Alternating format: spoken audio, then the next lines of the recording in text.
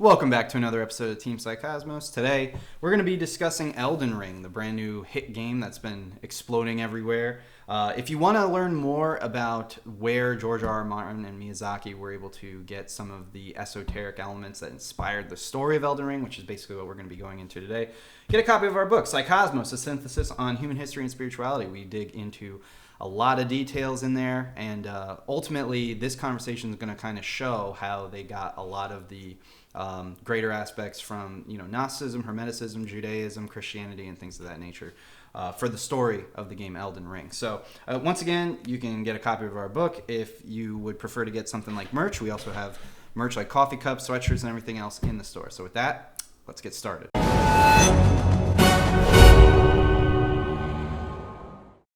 Elden Ring is a game that was made by From Software. They made games such as Demon's Souls, the Dark Souls trilogy, Bloodborne, etc. Bloodborne, yep. So we've actually played the majority of all those games. I've been playing the game since Demon's Souls came out for the PlayStation 3. That was where I started. I know that there was a game that came out in like the 90s that From Software made initially. Never played that one. But otherwise, yeah, I've basically played almost every single game. Platinum Trophy, Demon's Souls, and Dark Souls 1. So great games. A lot of the time, the whole emphasis on these games is you're a character who most of the time is basically just piece of crap, and you're thrown into this chaotic world where you have to kill big bad scary monsters and demons and things of that nature to acquire powers. That's basically what it is. Now that already in and of itself is very esoteric. There's a clear repetitive kind of theme that the games use where you can't really die, and the games have a whole bunch of different lore explanations as for why this is, and that's also in and of itself very esoteric about rebirths and things of that nature. But let's get into it. So Elden Ring is an open world game. You create a character based off of a bunch of different classes and what kind of play style that you want, and then you go into this open world and you're thrown into a story. So I guess where we could start initially is we can kind of talk a little bit about our own experiences and what kind of characters that we all made, because we all played the game and we all basically beat the game. So I made a character that was mostly dexterity based, which means that I was doing a lot of katana moves and slashes and things of that nature. I also had some faith that I was building for buffs and incantations and things like that. What kind of character did you build? So I did a dual greatsword, basically Unga Bunga build. If you're not familiar with what that means, it's you're basically just a big heavy tank that swings giant weapons. Usually that is a pretty easy way to tackle this game, but I think in Elden Ring, it's actually still quite a bit of a challenge. Most of my moveset was just a dual greatsword jump and smashing down. Yeah. And what about you? I made a faith build. Thank you. I made a faith build, relied on incantations, healing, thrown around lightning bolts, fire, dragon breath, so I spec'd into a little bit of arcane. Yeah. And Tyler, what did you name your character? I named him Jesus the Holy, because he's, holy. Yeah. Deal with incantations and faith, and you believe. Yeah. I struggled a lot during this game. I didn't struggle at all. I ended up getting so overpowered to the point where I was like one-shotting a lot of things and 5-shotting bosses towards the end of the game. But I think, so from here on out, we'll have, a spoiler warning if you haven't finished the game. I think we can all agree that Millennia was like the hardest fight. Most definitely. Millennia was the most difficult fight. She was the hardest fight, for sure. She gave me a tough time. It took me about 10 tries, whereas everything else was done in one shot. Those bears were kind of tough, though. The bears were tough, too. Yeah, the big, huge bears that are relentless, especially when you get into the later areas of the game, for sure. But, so what would you rate the game? And then I guess we can go into the story of the game, just to keep this conversation rolling. I personally... 9.5 out of 10. I would give it a 9.5 out of 10 as well. I think that's very fair. Could even possibly be a 10 out of 10 on my list. Definitely in my top 10, probably even my top 5 games of all time. I just haven't really given it an extensive thought. Out of all of the From Software games, I think that this one might take the cake as my favorite one. And that is not because really of the gameplay. I actually really liked the story, which we can get into, I guess, now. So we rate it pretty high. Did you rate it? You rated it too? Sure. Okay. So 9.5. I guess that's like the overall Psycosmos score that we give it out of 10. Highly recommended if you haven't picked it up already. Just in lieu of waiting for the pre-release of the game, we were able to put a good amount of time into it. But I'm done playing it now. I've gotten everything that I wanted to get out of it. I did, basically 2 runs with it, completely creamed through my dex run, and then I have an arcane intelligence kind of guy that I'm building. Hey Matt, yeah, how's that black coffee? It's delicious. It's even better out of this Psycosmos mug, which is available on our store online. Okay, so I had a great time with the game, but after about 150 hours in a month, which is unheard of for me. I never spend that much time playing video games. That's how much I really liked this game, and part of that was the story. So what makes the story so encapsulating, right? I'm gonna let you tackle this one, Matt. Okay. I mean, you were going to anyway, right? I was going to anyway. Yeah.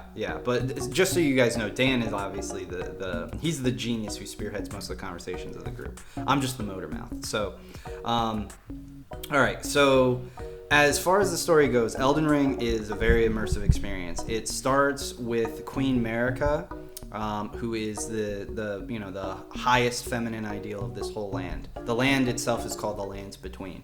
Marika has a family of children from multiple different spawns. One husband that she used to have was named Godfrey, I believe. And the other husband was a guy named Radigan. Now, long story short, your character in the game is called a Tarnished. It is you're an outsider, basically. The Lands Between, where the game takes place, you're considered a Tarnished. You're not from there. The Lands Between has a thing going on where the Queen essentially has the power called the Elden Ring. The Elden Ring is a power that was basically bestowed by God, or what they believe is God, called the Greater Will. So she takes the Elden Ring, and it's basically just a configuration of runes that give the land powers. The runes are like alphabetical letters, if you want to think about it that way. Hebrew letters, they hold power, things of that nature. So we're definitely seeing like a mix here. Paganism has a lot of powerful runes in it. So the runes give this land power. So Marika, the queen, who wasn't always the queen, the person before her in her position was actually a dragon. But the dragons eventually got cast out. And again, this is all in George R.R. Martin's head. So George R.R. Martin, if you guys didn't know, he's really big into the Jewish mythology, Jewish religion, metaphysical kind of things like that. That's actually how he made a good bit of like Game of Thrones and some of his other works. So he's really big into the esoteric, the metaphysical things of that nature. So there's this greater will power, which is essentially the demiurge of Gnosticism. The demiurge is like the spiritual embodiment of the solar system. You could think of it that way. It's basically a living being that has a mind of its own, or its own will, that we see as like... You could even think of that as almost... As a whole here on Earth, you could think of that as society's connection with that side of the universe, and the influence that the universe has on us. Not on necessarily the grandest scale, but on a more local scale. It's society's connection with right. So yeah, take that. Okay, so basically the demiurge, which is, if you want to think of it, a lower aspect of God. That's basically what the demiurge in Gnosticism is. That's what the greater will is in this game. There are greater gods. There are greater gods that that potentially exist in the lore of Elden Ring, but the one that Queen Marika and the Erd tree, which is this giant big golden tree at the center of the world, all that's connected to this thing called the Greater Will, which over the course of the game, again, spoiler alert, you end up finding is not like the good guy. The Erd tree is basically the bad guy, this divine will, whoever is coming into contact with Radigan and Marika, which again, that's another big thing that I'll get into in a second. And the Elden Beast. The Elden Beast is the final boss of the game. So the Elden Beast looks like a giant, like vagus nervous system. It looks like a giant tree of, to some extent, like a giant soupy body of cosmic space with a tree or a nervous system within it. And and it has the neck of like a brontosaurus. Yeah, and it also has a sword, which it takes from in the cutscene when you first see it. It takes Queen Marika / Radigan, which is the same person's body, and it has this double twisted sword, like a giant spinal space dinosaur, like a giant spinal column, or like the Kundalini, or like DNA. It's double helix, and it's twisted. So what does all this mean? Okay, so what we're looking at really is a Judeo-Christian mythos, is what George R.R. Martin basically took. He took a Gnostic Hermetic interpretation of Judeo-Christian mythos, and he created this world that had all these different elements in it that pulled from those religions. So again, here's a great example. At the end of the game, you walk in, you see Queen Marika, and she's crucified, on this thing, on the seal, the Elden Rune. The Elden Rune seal breaks because you entered the Erd Tree, which you're not supposed to do, and then she's no longer crucified. She turns into her more masculine counterpart, which is Ragadan, and then starts fighting you. All right, this is all like super confusing. It makes like no sense if you don't know anything about esotericism. You might just look at it like, wow, this is like really complicated plot. Like, I wonder where he got all this stuff from.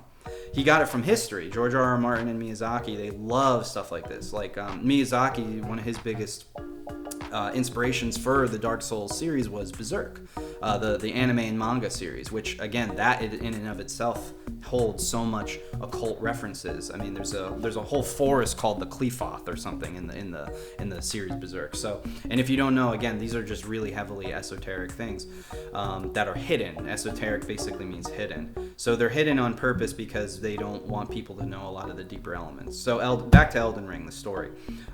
Basically, when you walk in on Marika, she's crucified almost like Christ, and then she falls and she turns into a male. Like, her whole body transforms from a female into a male. Well, that's talking about the alchemical marriage. That's talking about the hermaphrodite. She has a connection to God because this one body holds both masculine and feminine energies. So it's bridging the gap between the masculine and the feminine, the duality of all nature, the two halves of the brain, the masculine and feminine, chaos and order, positive, negative, electricity, magnetism, however you want to break it up. It's the combination of both factors, which is a duality. Now, there's a lot of other things that go into this. Like, the whole reason that her family was fighting and bickering was because they all wanted specific things to come out of it. Basically, this is how it works. So there was a dragon who was this connection, okay, between the greater will, the demiurge, and the lands. But somehow, some way, the dragons got cast out, okay? So now they turn to human beings, maybe because human beings are more easily manipulated. And they get the human beings up to a point where Queen Marika is this woman. She takes over as like this bridge. She needs a whole bunch of things in order to be this bridge. And this is how certain things get all screwy in the lands between. This is how the rune of death gets removed from the Elden Ring. So now it's the lands between this area. This whole land is now basically purgatory. So it's not actually like, a real place anymore. It's almost purgatorial in a sense, where people will just keep dying and coming back and dying and coming back. But one of the main characters, named Ranni the Witch, she's the daughter of Queen Marika. She essentially uses her powers and blah blah blah. A bunch of shit happens, and she does a bunch of actions which results in the Queen destroying the Elden Ring, which is, in some extent, it's basically cutting off the lands to the higher power. And you, as the Tarnished, your main character, you're there to become the Elden Lord. Well, what the Elden Lord means is not like king of the land. Elden Lord basically means you're just going to be the husband to Queen Marika, or the wife if you chose a female character. So you're going to be the consort to the queen, because the queen is like, number one, she's missing, and number two, she's gone mad. So you not only have to find her, but then you also have to like convince her to fix what the hell is going on in the lands between. A lot of other things happen. Basically, all these kids, after Queen Marika disappears, which she just basically gets crucified within the Erd Tree by the Greater Will itself. So the Demiurge is pissed off at humanity and basically crucifies the hermaphrodite of legend, or like Jesus, you know, the perfect embodiment of all energy, the Son of God, etc., etc. This is why she's crucified when she goes into the Erd Tree. So because of all this crazy shit that happens, basically what you need to know is all the children of Queen Marika are all fighting for different reasons. But to me, it seems like there's a lot of planetary influence here. For example, Rani, the witch, seems like she is kind of the counterpart of the moon. The person that she assassinates, Godwin the Golden, is more of a counterpart of the sun. He's already dead. And then you have Radon, which is another big boss fight in the game. He kind of represents Mars. You have Moog, who kind of represents like, in some sense, almost like a satanic figure, which is connected to Mikola, which is also connected to Millennia. So all three of these characters are kind of connected. And Mikola is almost like Venus. She's this, or he, however it is. This character, which is oftentimes referred to as a she, is like dormant. It's this character that all these other brother and sister type characters really love. But Moog is like kind of a satanic interpretation of Venus. Millennia is more kind of like a mercurial, or maybe even luciferic interpretation. She's got the winged cap of Mercury. She's very fast on the battlefield, things of that nature. She's like the queen of Scarlet Rot, and of course Mercury being ruled by the mind, if you have a bad negative mentality, it just kills you from the inside. She gives Scarlet Rot to the warrior guy, which is Mars, who, he's just like this bloodthirsty beast now because of this, this burning thing that's within him, this Scarlet Rot, which is kind of like a poisonous ideology, a poisonous mindset. So there's like all these different esoteric elements that George R.R. Martin is able to kind of leave behind in all of these different ways. Again, Rani the Witch is the moon, or even Ranala, her stepmother, could be considered the moon.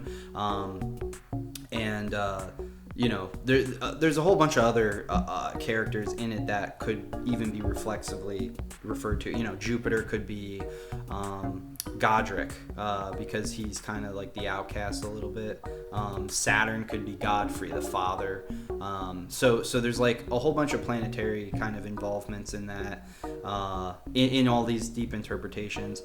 And even the characters that you have, like, who help you get different endings of the game. So you have Rani, who's probably one of the main NPC characters, if not the main NPC character in the game. You can get her ending, where basically she ushers in an age. Even I read something where it was mistranslated, and her ending is supposed to be positive. Instead, it's kind of being treated as a negative ending. You have the Gold Mask ending, which restores order and justice based off of the divine will of the Demiurge. Seems like a good ending, but then you kind of have to question, well, does this greater will have positive intentions or not? Which one of the characters, Gideon, the all-knowing, he does not think that the greater will or Queen Marika has the best intentions for everybody in the land.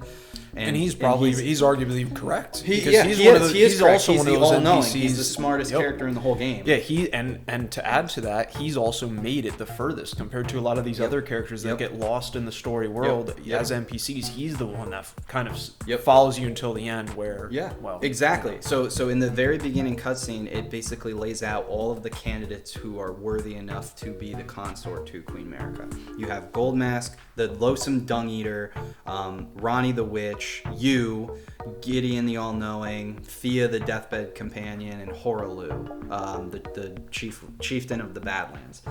Horalu, which is Godfrey, same character. And that's another big thing, is you have all these characters which are called different things. So Margit the Fell Omen is the same as Margot, and Rani the Rich introduces herself as Rena, and Radigan is Marika, and all these characters have like a double entendre. You have the twins, which is D, and his brother, which is, there's all these twins. Even you yourself can summon a mimic as a twin. What does all this represent? It's a duality of nature. It's really getting into the male and female aspects. It's getting into the bridging of those gaps and coming together into one specific path.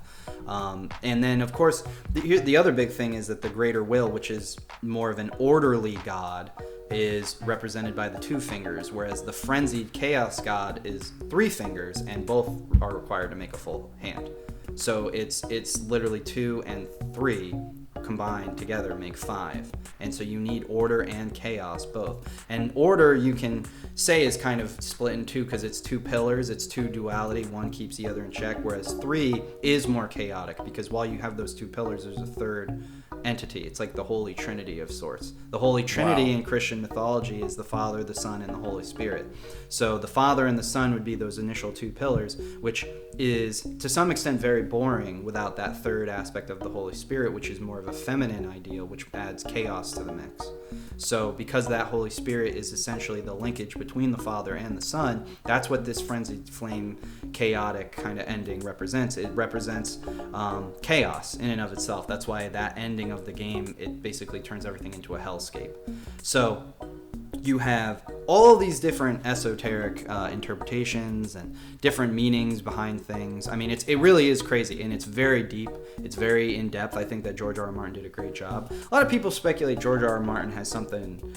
He has some fixation on poop. I mean, he made the loathsome dung eater, which is literally a guy that eats shit and is a piece of shit the whole game. I mean, the guy wants to basically give everybody AIDS. When I was in the middle of his storyline, I actually got really sad at one point because right towards the end of his quest line, right before you find him in the sewers, he's talking about infecting people and infecting the world with like this plague, and if you keep talking to him, he just keeps referencing and their children's children and their children's children and their children's children, and this how this disease is just going to get passed on. Yep.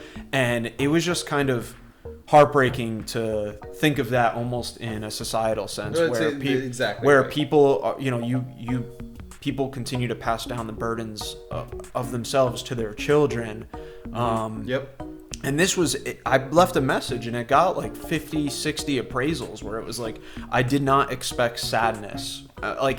Following his quest line, I was like, oh, this guy's just crazy. He's nuts. Yeah, he eats poop. But yeah, and then you get to this part where he just keeps saying this over and over again. And it's heartbreaking to hear. Really. It kind of shines a light on there is evil in society. There are evil people. There are people out there who want nothing but the worst for other people. And maybe that's based off of their own tragic backstory. Maybe they went through some hardships. Maybe they don't have the best insight on the human mind or the capabilities of humanity. Maybe they hate humanity, etc., etc., etc. Doesn't matter. It's a loathsome dung eater. Like, that's the whole point. Like, at the end of the day, they're tied to a chair in a sewer and they eat shit. Like, I mean, honestly, that's kind of the biggest takeaway. And you can become that loathsome dung eater by putting the curse mark on everyone. You can have as an ending. As an ending. He can infect your ideology. He can infect your mental and end up ruining the world. Arguably, like, the saddest part about it is that this guy 100% believes everything he's saying. Yeah. That is the saddest part. Yeah. I honestly, all things considered, so far there have been 6 endings that they've found with a potentiality of a 7th secret ending, which apparently nobody's figured out yet, which is cool. I mean, that's honestly really, really neat. I think that this game is gonna, as we have already discussed with our friend Yaira, it's going to kind of open up the pathway for the future of gaming, which is cool. We don't do too much gaming ourselves these days, but when we do get a really great game like Elden Ring, which has all these powerful messages, it just goes to show that the esoteric, the occult, it really resonates deep within people. It resonates to such a degree within all creators, within the gaming industry, to film, to writing. All of it. And the more something has those hidden secrets, especially if they're not really fully spelled out, it seems, the more it resonates with people, because they could grasp it in a very I'll say artistic way. Imaginative, creative way. 100%. I think that the majority of people who play Elden Ring probably didn't get all of the takeaways that I did from the experience of gaming that I had, because a lot of them don't know the backstories of what that story is based on. Even Dark Souls, it's the same repetitive thematic that we're seeing. It's the same themes that we're seeing in Dark Souls and Bloodborne. You're basically, maybe excluding Bloodborne a little bit, but you're basically this character who is a downtrodden individual who has to rise from the very lowest of the low all the way to the king of your own domain. And throughout the whole entire time, you're going to die endlessly multiple times, but you keep resurrecting and coming back to life. That, to me, a lot of the time sounds like the sacred secretion process, which is even if you reject it, even in your body, even if you don't play into it, it's always going to come back, because that power can't be stripped away from you. It's always going to come back every month or every time that you call upon it, and it's always going to be a part of you that is rejuvenating, that's always living until your physical body dies, until you finally actually die. And that can happen to you in these games. You can become so hollow. That's actually what the hollows are.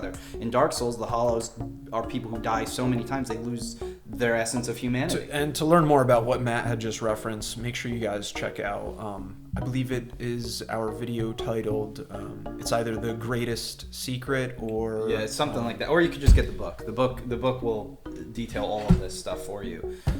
This is the way that I've been able to interpret a lot of the things that these critically acclaimed creators make, like George R.R. Martin. I mean, to get that influence on a game, obviously it was going to be a big hit. People loved Game of Thrones, they love his works, but how did George R.R. Martin come to know this stuff? Well, one of his big inspirations is Tolkien, J.R.R. Tolkien, writer of The Hobbit, Lord of the Rings.